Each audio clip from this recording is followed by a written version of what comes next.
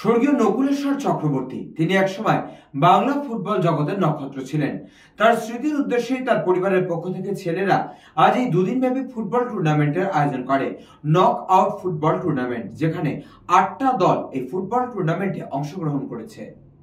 আপনাদের সামনে দেখতে পাচ্ছেন এই মুহূর্তে যে ম্যাচটি, যে প্রদর্শনী টুর্নামেন্টটি, সেই ফুটবল টুর্নামেন্টটিকে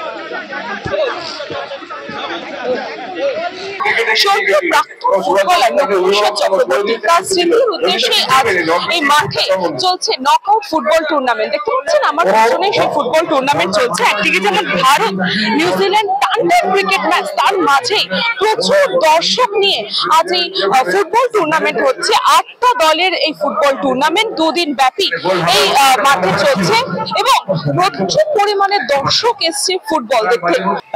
আমার বাবা প্রয়াত নকুলেশ্বর চক্রবর্তী, তিনি একজন বিশিষ্ট ক্রীড়াবিদ ছিলেন, ফুটবল প্রেমী মানুষ। শুধু ফুটবল প্রেমী বললে ভুল হয়, ফুটবল খেলোয়াড় এবং দীর্ঘদিনে কোচ করেছে, সিএসটিতে কলকাতার বিভিন্ন টিমে খেলেছে।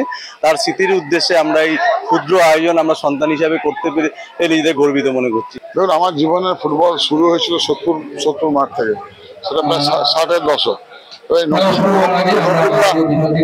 দিনে আমরা খেলা জগতে খেলা শিখতাম। নকুলেশ্বর চক্রবর্তী, নকুল্লা আমার ইন্সপিরেশন ছিল, কেননা আমি প্র্যাকটিস করতে আসতাম, তখন নকুল্লা প্র্যাকটিস করতাম। তাদের পরিবার থেকে জয়দেবে যখন আমায় বললো, আমি এক কথাই চলে এসেছি, কেননা আমার জীবনে যতগুলো খেলেছি, তিনটি ক্লাবে খেলেছি, তার পেছনে উৎসাহ কিন্তু এই সমস্ত সিনিয়র প্লেয়ারদের। টুর্নামেন্ট হচ্ছে, এটা একটা ভালো দিক। আজকে এটা হচ্ছে মহেন্দ্রনগর শুধু নয়, ও আমাদের নিজে ফুটবল খেলতো এবং ও ছিল একটা অনুপ্রেরণা এই পাড়ার মানুষের কাছে। ও খেলোয়াড় শুধু নয়, মানবদরদী একজন ফুটবলার ছিলেন।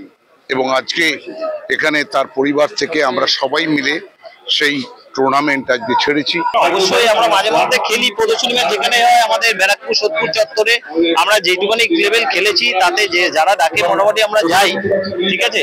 আর সুতরাং এই খেলাতেও একটা আলাদা আমাদের মেজদা রয়েছে, আর সৌমিত্র আমাদের ভানুদা রয়েছে, মানে জয়দেব চক্রবর্তী আর সৌমিত্র চক্রবর্তী, এদের তত্ত্বাবধানে আমাদের আশা।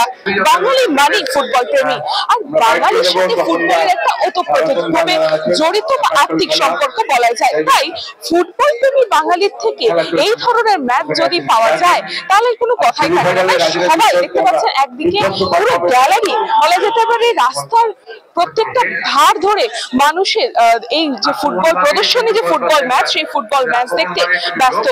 ফলাফল যাই হোক না কেন, এই প্রদর্শনী ম্যাচ এবং এই প্রদর্শনী ম্যাচের মধ্যে দিয়ে প্রত্যেকটা ফুটবল প্রেমীদের কাছে তারা বার্তা দিচ্ছেন যে আসুন, খেলুন। এই সবুজ মাঠ আপনাদের, সবুজ মাঠে ফুটবল নিয়ে খেলার মধ্যে দিয়ে আরো বাংলার নাম উজ্জ্বল করুন। সোদপুর থেকে কৃষ্ণপালী নিউজ প্রভাত।